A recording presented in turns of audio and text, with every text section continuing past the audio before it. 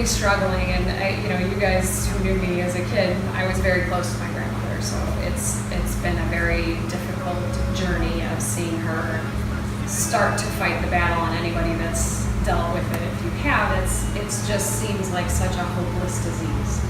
And it was a very distinct kind of day. I remember visiting her, and I really thought about, as anybody does, how livid she would be if she really understood what was happening to her and that this was kind of going to be her end. And it was one of the first times that I felt like she was starting to lose pieces of me. And she didn't really remember my children. She didn't remember my husband. And it was just a bad day. And I got in the car and I was driving home, and as anybody reacts, I'm crying, and I feel myself getting angry. I think we're all told everything happens for a reason, and it just made me angry. I wanted a reason. The first was that when I was in middle school, 3 of my 4 grandparents died from cancer, and one of the grandparents was my grandmother's husband. So, it's middle school. It's awful on so many levels, but I think that deeply affected me in a way that kind of changed my future, and I had a hard time reconciling with that disease, and that became so much a part of my childhood. And at the same time, a girl that we went to school with, I think we were in 4th or 5th grade, died of cancer as a child. And I don't think I thought of it so much at that time, at that age, but as I got older, it became bigger than just the loss to family and friends of losing a child and what you would go through, but beyond that, just kind of as a human and how much we as human beings interact with each other and what we bring to the world, that death, I think of a child as such loss of promise and possibility that you don't know what they could have done, what they could have accomplished.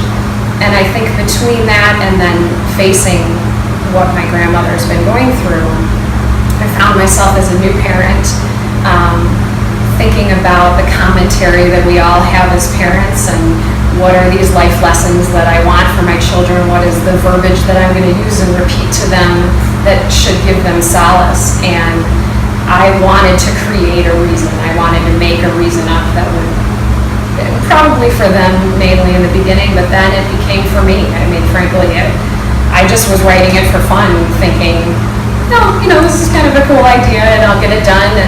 And then it became comforting to me. I would find myself going back to visit my grandmother even now and feeling like, I believe this. I need to believe this, and this is why this is happening. And I can get lost in this world and accept it on an easier level than I think I was before.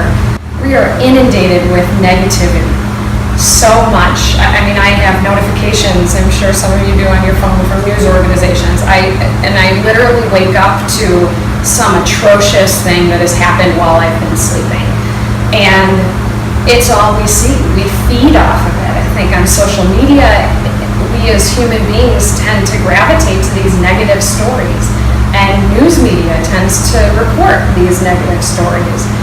And so I kind of wanted to tie those in, and I've always found myself researching these world events and trying to bring purpose to the loss of lives in these world events. And as I was researching it, I was finding there's so much positivity in the world that's underreported. And that was frustrating to me. Why is it that news organizations aren't giving us these wonderful stories, these lights between the dark clouds? And I was finding these amazing things that have happened and no one knows about.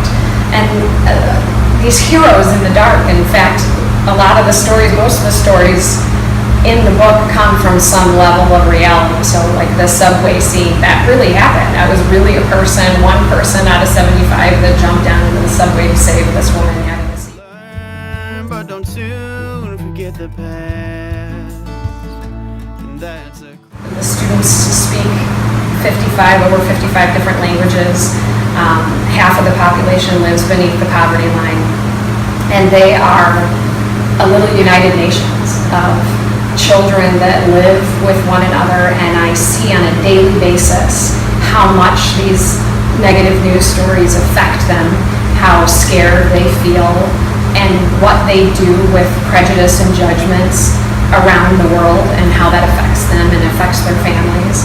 And it was important to me that I started to bring some voice to that, because I feel like, if nothing else, they have taught me so much in 14 years of what it means to live with people who are drastically different from you, and to respect one another. And to me, that's the key, that's the answer. And I wanted that to have some voice in the story.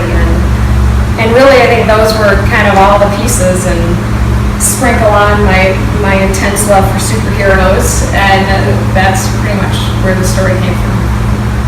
So.